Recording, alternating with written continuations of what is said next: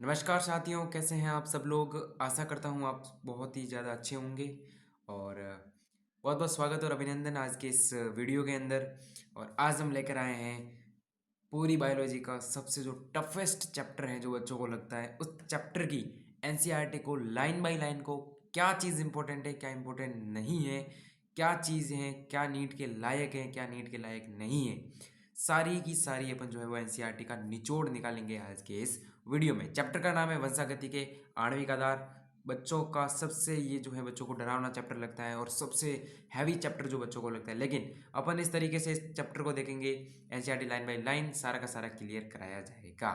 आशा करता हूँ आप हमारे साथ जुड़ चुके हैं और चलिए वीडियो को शुरू करते हैं। आज का चैप्टर बहुत ही ज़्यादा इंपॉर्टेंट चैप्टर और चैप्टर से नीट के अंदर 4 से 5 सवाल तो मिनिमम है। 4 से 5 सवाल इस चैप्टर से पूछे जाते हैं, हर साल पूछे जाते हैं। बहुत ही इंपॉर्टेंट चैप्टर है, एक एक लाइन इसकी इंपॉर्टेंट है और एक एक लाइन को बारीकी से समझेंगे। चलिए वीडियो को शुरू करते हैं। 4 से 5 क्वेश्चन इस चैप्टर से बनते हैं। चैप्टर को बड़े ध्यान से देखना आप लोग, कोई टेंशन लेने की जरूरत नहीं। आज आपका भाई जो है आपको इस चैप्टर का सारा निचोड़ निकाल के दे देगा। ओके, चलिए वीडियो को शुरू करते हैं। चैनल पर नए हो तो सब्सक्राइब कर देना भाई। चलिए, सबसे पहली चीज़ है, चैप्टर का जो नाम है वो है वंशागति के आणविक आधार। चैप्टर का क्या नाम है? वंशागति के आणविक आधार। मतलब जो वंशागति मेंडल ने जो चीज़ बताई थी, मेंडल ने बताया कि कुछ तो ऐसी चीज़ होती है, मेंडल ने उसको कारक बोला। कुछ ऐसी चीज़ होती है जो एक पीढ़ी से दूसरी पीढ़ी में जाती है, उसकी वजह से उसकी जो संतति होती है उसमें कहीं ना कहीं जनक से जो है वो समानता मिलती है। तो मेंडल को तो इतना पता चल नहीं पाया कि वो क्या चीज़ है। उन्होंने बस बोल दिया कि एक कारक है कोई, उसकी आणविक आधार नहीं पता, मॉलिक्यूलर जो बेसिक था उसका बेसिस था वो उसको नहीं पता था। क्या उसमें अणु है, कौन सा अणु है, डीएनए है, आरएनए है, जो भी वॉट एवर इसके अंदर अपन आराम से देखेंगे चैप्टर के अंदर। तो वो उस समय मेंडल को पता ही नहीं था कौन सा कारक है। तो इस चैप्टर के अंदर अपन यही पढ़ेंगे कि कौन सा कारक जो है वो वंशागति में जाता है, एक पीढ़ी से दूसरी पीढ़ी के अंदर कौन सा कारक जाता है जिसकी वजह से संततियों में समानता असमानता मिलती है आपको। उस कारक की खोज कैसे हुई इस बारे में जानेंगे। वो कारक अपने शरीर में कहाँ होता है, वो सारी चीज़ें इस चैप्टर के अंदर अपन पढ़ते हैं। ओके, तो चलिए वीडियो को शुरू करते हैं फटाफट से। चलिए अभी मैं यहाँ से पढ़ना स्टार्ट कर रहा हूँ। ओके, ध्यान से देखना।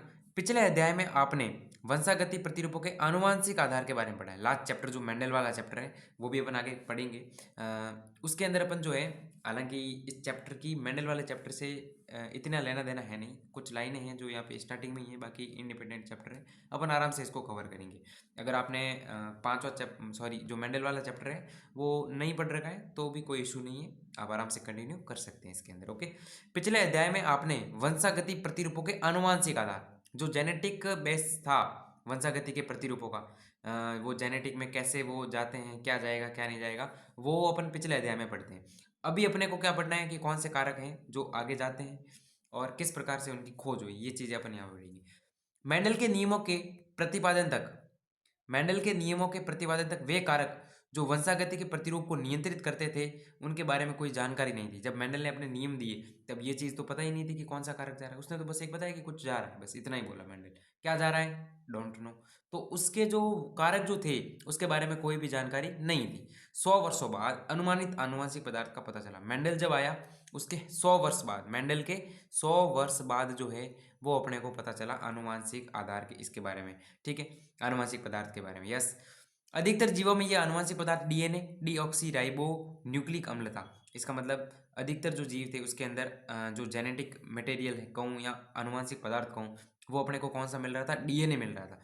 याद करना इस लाइन को, डीएनए मिल रहा था। क्या मिल रहा था? डीएनए मिल रहा था। डीएनए की फुल फॉर्म दी गई है, आपको याद रखनी है, डीऑक्सी राइबो न्यूक्लिक अम्ल। डीऑक्सी राइबो न्यूक्लिक अम्ल ये डीएनए की फुल फॉर्म है, आपको याद रखनी है। ठीक है, कक्षा 11 में आप पढ़ चुके हैं कि न्यूक्लिक अम्ल न्यूक्लियोटाइड का बहुलक है।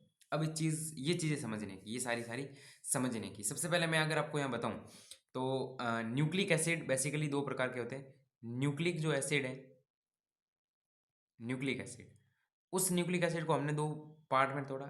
एक आपका डीएनए है, एक आपका आरएनए है। दो न्यूक्लिक एसिड है और जो आनुवांशिक पदार्थ हैं वो अधिकांश जीवों में डीएनए मिलेगा। कुछ वायरसों के अंदर आपको आरएनए मिलता है आनुवांशिक पदार्थ के रूप में, उसके बारे में अपन डिस्कस करेंगे। डीएनए की फुल फॉर्म हमने क्या बताई? Deoxy ribo, deoxy ribo nucleic और एसिड। डी से डीऑक्सी राइबो, N से न्यूक्लिक और A से एसिड। क्लियर है क्या? अब अपने पढ़ा कि न्यूक्लिक अम्ल न्यूक्लियोटाइड का बहुलक है। अब न्यूक्लिक अम्ल हमारे पास दो है, एक तो डीएनए है, एक आरएनए है। दोनों के बारे में एक चीज कही कि ये न्यूक्लियोटाइड का बहुलक है। अब ये न्यूक्लियोटाइड क्या होता है? हालांकि ये चीज आगे पढ़ते हैं अपन, हालांकि ये चीज क्या पढ़ते हैं अपन, आगे पढ़ते हैं, तो इसको अपन आगे ही करेंगे पूरा, जब डिटेल में पढ़ेंगे उसके बाद ये लाइन आप वापस पढ़ोगे तो आपको क्लियर हो जाएगी। आगे आएगा कि ये चीज वापस पढ़ने की आवश्यकता ही नहीं, ठीक है। अब अभी तो आप बस याद रख लो कि न्यूक्लियोटाइड का बहुलक है, ओके। अभी तो आप याद रख लो न्यूक्लियोटाइड का बहुलक है।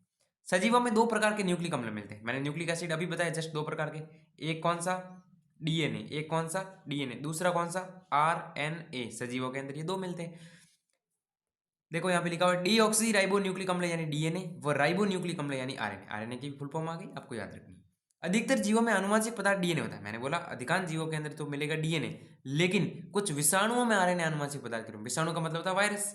विषाणु का मतलब क्या होता है? वायरस। विषाणु का मतलब होता है वायरस। क्या होता है? वायरस। तो कुछ वायरस के अंदर आपको जो है वो आरएनए जो है वो आनुवंशिक पदार्थ के रूप में मिलेगा। क्लियर है? लेकिन यह अधिकतर वाहक के रूप में कार्य करता है। वहां वो ये सिर्फ वेक्टर के रूप में, वाहक के रूप में, एक जगह से दूसरी जगह ले जाने के रूप में काम होता है, वाहक के रूप में, ओके। आरएनए के अन्य और भी अतिरिक्त कार्य हैं। आरएनए और भी अतिरिक्त कार्य करता है। यह अनुकूलक, संरचनात्मक और कुछ स्थितियों में उत्प्रेरक अणु का कार्य करता है। आगे अपन डिटेल में पढ़ेंगे, नो टेंशन, ओके। न्यूक्लियोटाइड की संरचना व एकल इकाइयों से जुड़कर न्यूक्लिक अम्ल बहुलक के बनने के बारे में आपने क्लास 11 में पढ़ा है, लेकिन अपन वापस पढ़ेंगे इसको।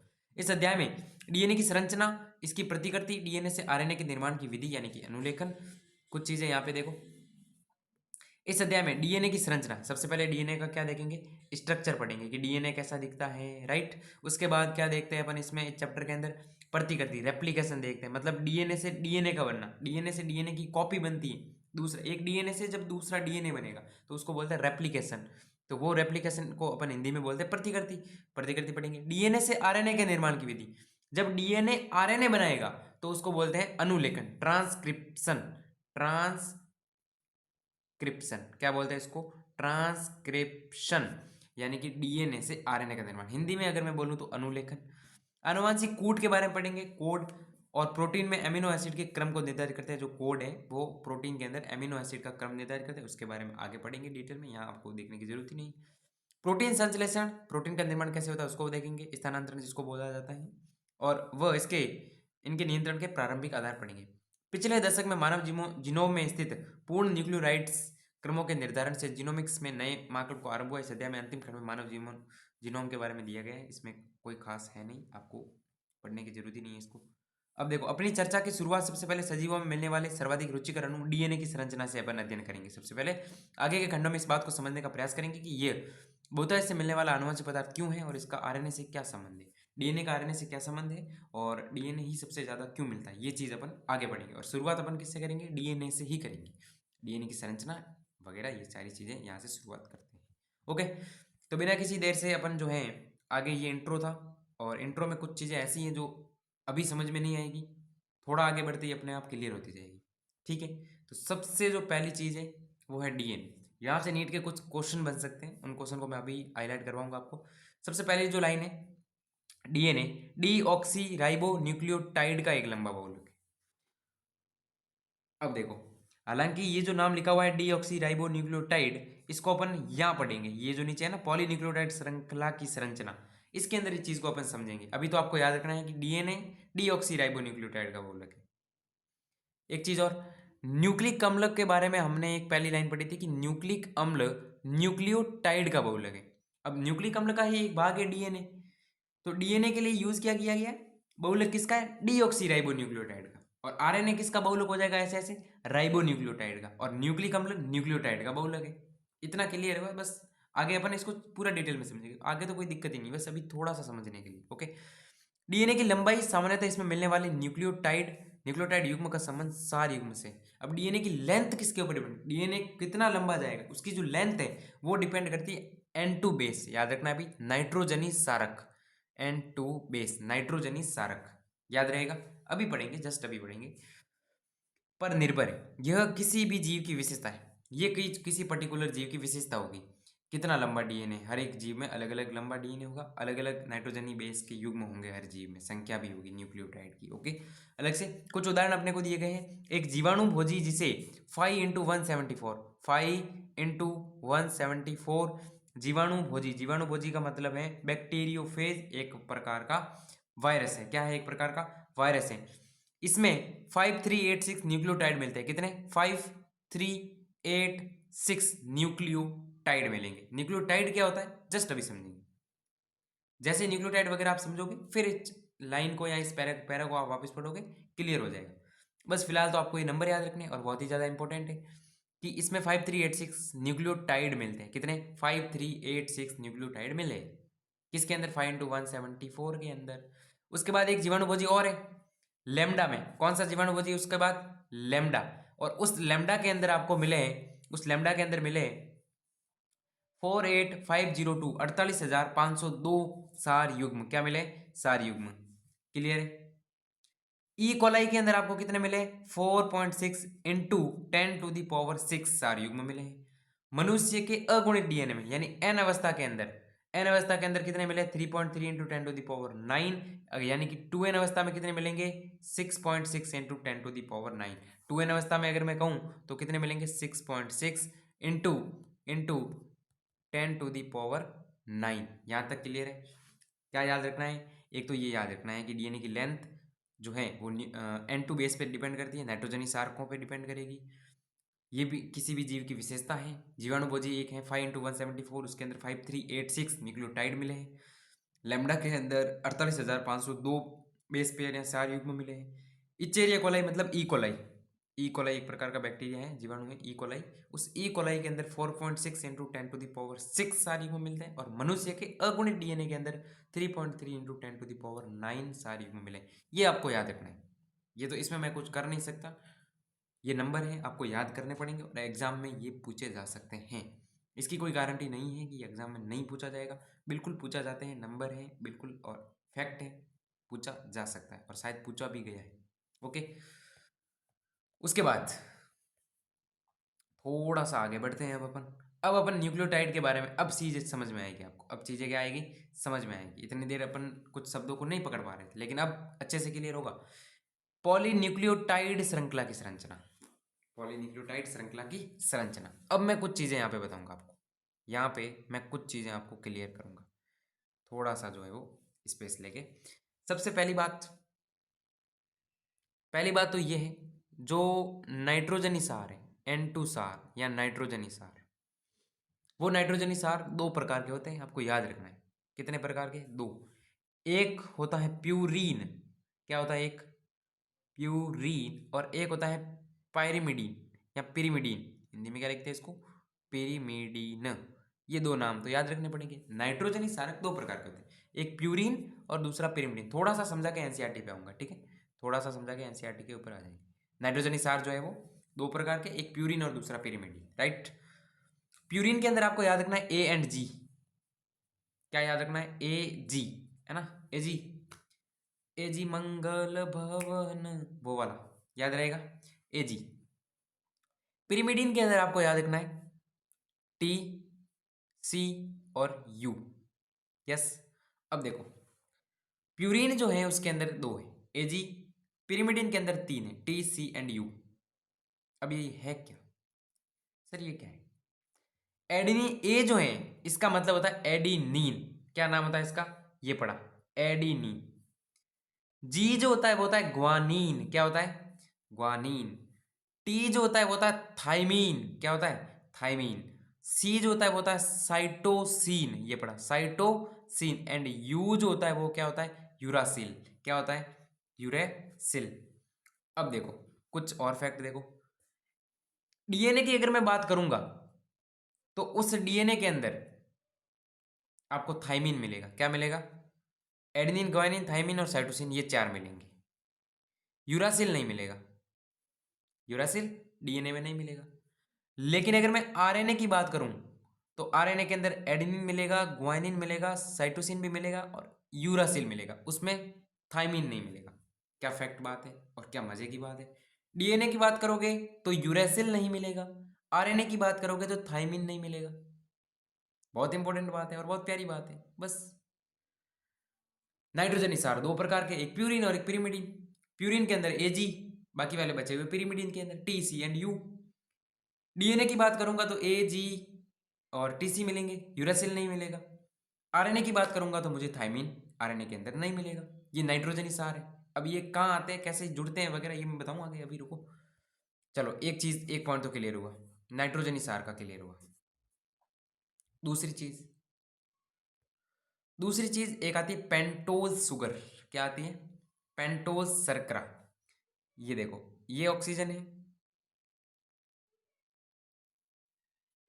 और ये लो, ये एक कार्बन है। Okay, carbon number 1, carbon number 2, carbon number 3, carbon number 4 and ये वाला कार्बन नंबर 5।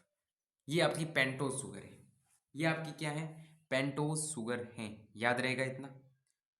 अब आपको क्या याद रखना है? चलो ये तो पेंटोज शुगर होगी, 1 2 3 4 5, 5 कार्बन की।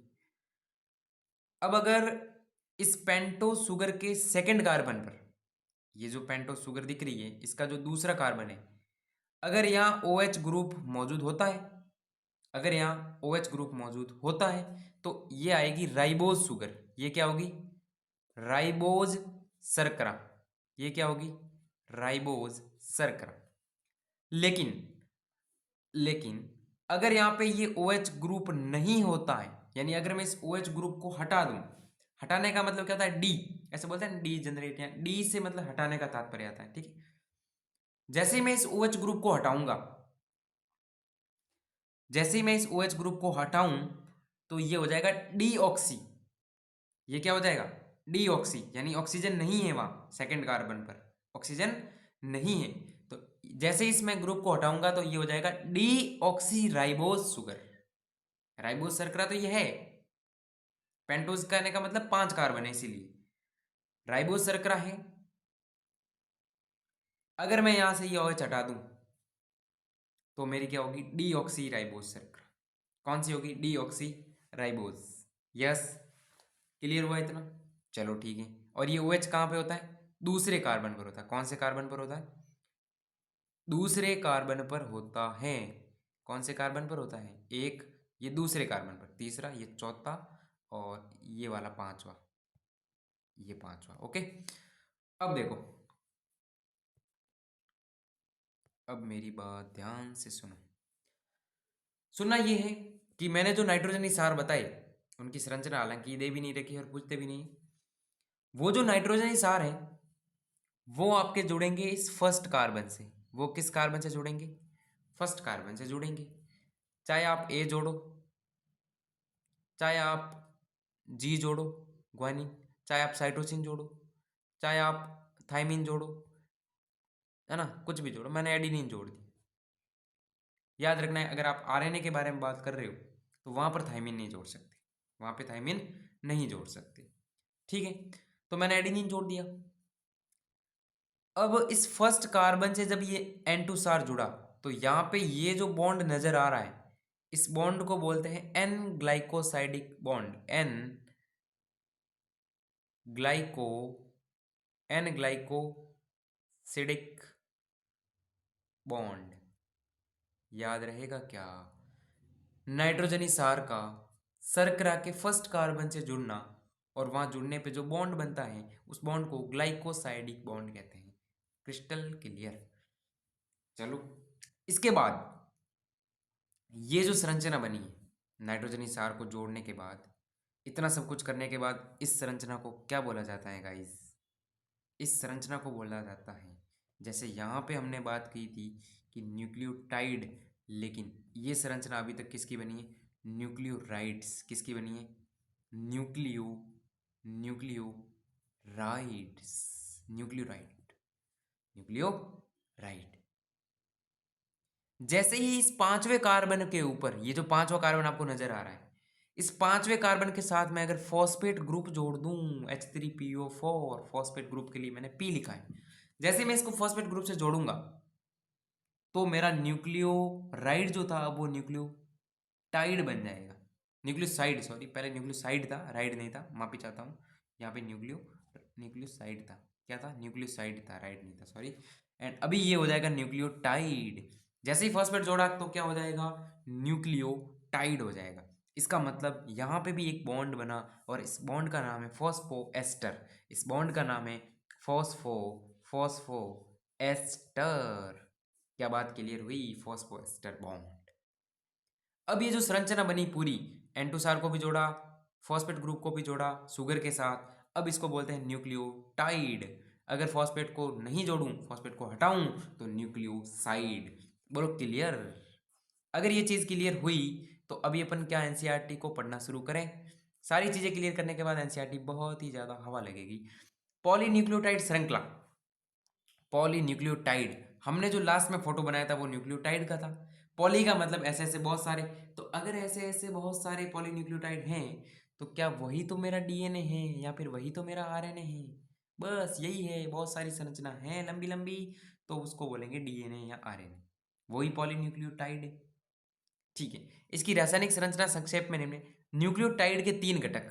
अब देखो, मैंने न्यूक्लियोटाइड बनाया था सबसे लास्ट में, अब आपको याद होना चाहिए मैंने कैसे बनाया था। 3 घटक कौन कौन से थे? क्या नाइट्रोजनी सार था? यस। पेंटोज शर्करा थी। आरएनए के मामले में राइबोज शर्करा थी, मैंने बोला आरएनए है तो राइबोज है। डीएनए में मैंने बोला डीऑक्सी राइबोज शर्करा होगी, है पेंटोज शर्करा वो दोनों ही। और एक फॉस्फेट ग्रुप लास्ट में जोड़ा था, फॉस्फेट ग्रुप याद रखना चाहिए।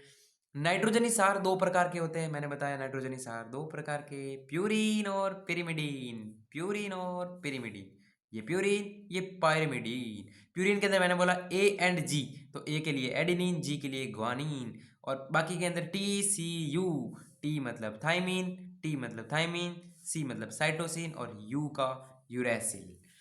ठीक है, क्लियर। अब देखो, साइटोसिन डीएनए व आरएनए दोनों में मिलता है, चाहे डीएनए हो चाहे आरएनए हो, साइटोसिन तो दोनों के अंदर होगा।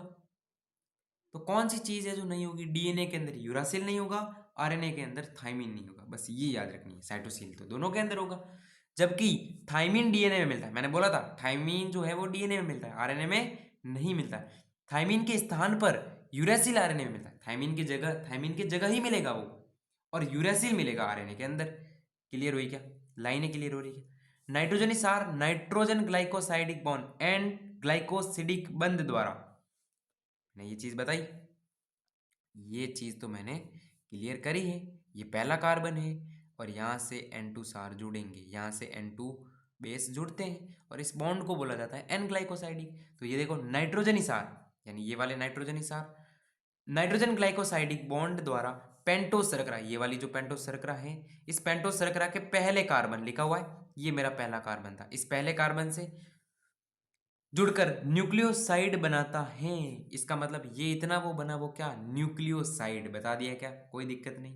अब उसका नाम है, अगर N2 सार आपका, अगर ये N2 बेस में आपका एडेनिन जुड़ा तो उस न्यूक्लियोसाइड को, मैं टाइड नहीं बोल रहा, टाइड कब बोलूंगा, जब मैं फॉस्फेट ग्रुप जोड़ूंगा, मैं अभी सिर्फ न्यूक्लियोसाइड बोल रहा हूं।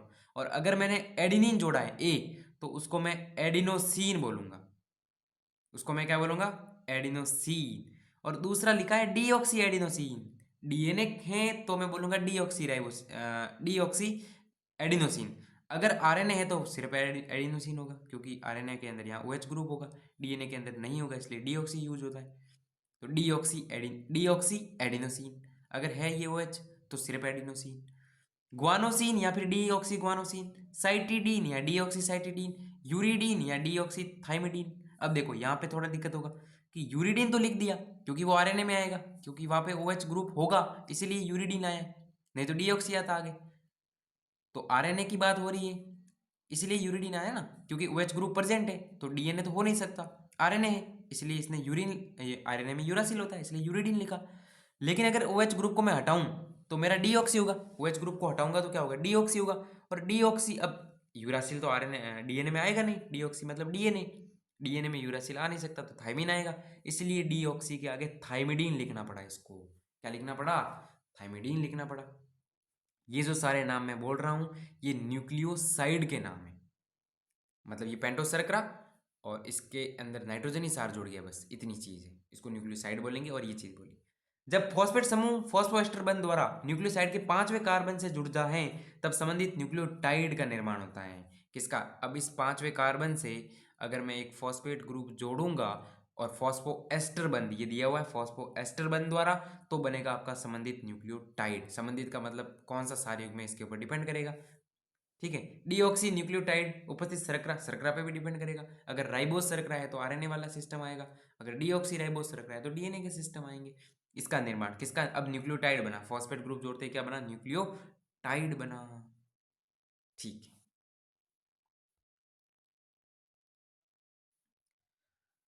ऐसा करते हैं आज के इस वीडियो के अंदर अपन इतना ही रखते हैं। इतना आप अच्छे से एनसीईआरटी से घोट के आना, अच्छे से रिवाइज करके घोट के इतनी पी के आना, बस कुछ भी हो जाए इतना पी के आना। इतना सब कुछ आप कर लोगे, आगे चैप्टर और क्रिस्टल क्लियर और आसान होता जाएगा। इतना याद कर लेना, इसके आगे की चीज़ें मैं आगे बताऊंगा अगले वीडियो में। आशा करता हूँ वीडियो पसंद आया होगा। तो चलते हैं, अगले वीडियो में मिलेंगे। Thank you so much.